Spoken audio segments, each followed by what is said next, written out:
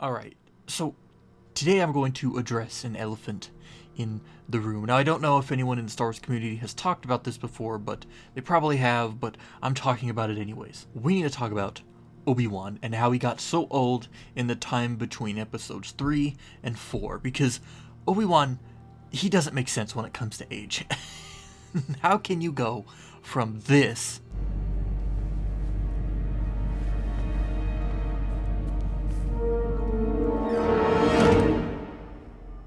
Hello there. to Hello there. within roughly 19 years?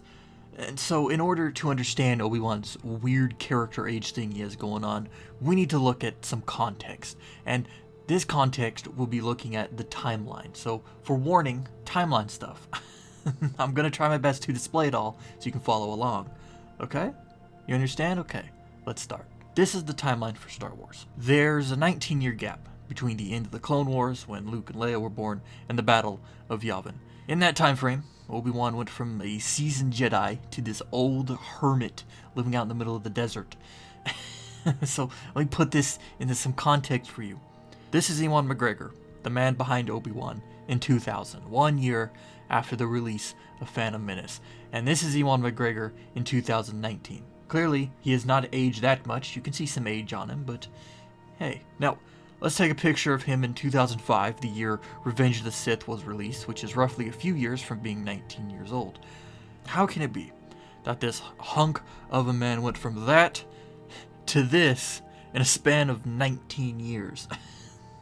Now, I understand they're two different actors, but still, I don't think any normal person would go from this to that in 19 years unless they're super old, and McGregor was not super old in the slightest. In fact, he was 34 in 2005 and will be 53 in 2024, 19 years later, which is 4 years from the current day. Of course, we don't know what McGregor would look like in 4 years, but I doubt he'll have soul white hair and the look of PTSD struck on his face at all times.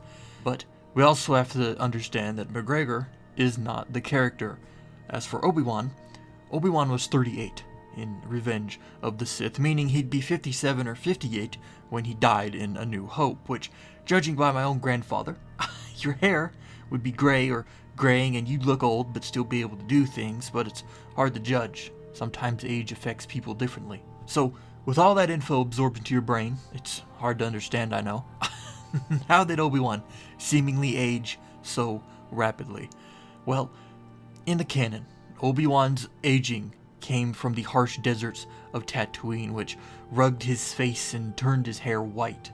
Now, I've tried to locate any info on if your physical age would deteriorate in extensive heat or in dry places in our world, but I couldn't find anything of the sorts. But let's say it's possible, considering Earth isn't a desert planet and it'd probably be really difficult to live on said thing. But another idea, if you like the more mystical version, which probably wouldn't be canon and probably never will be, is the use of the Force to alter the appearance of someone.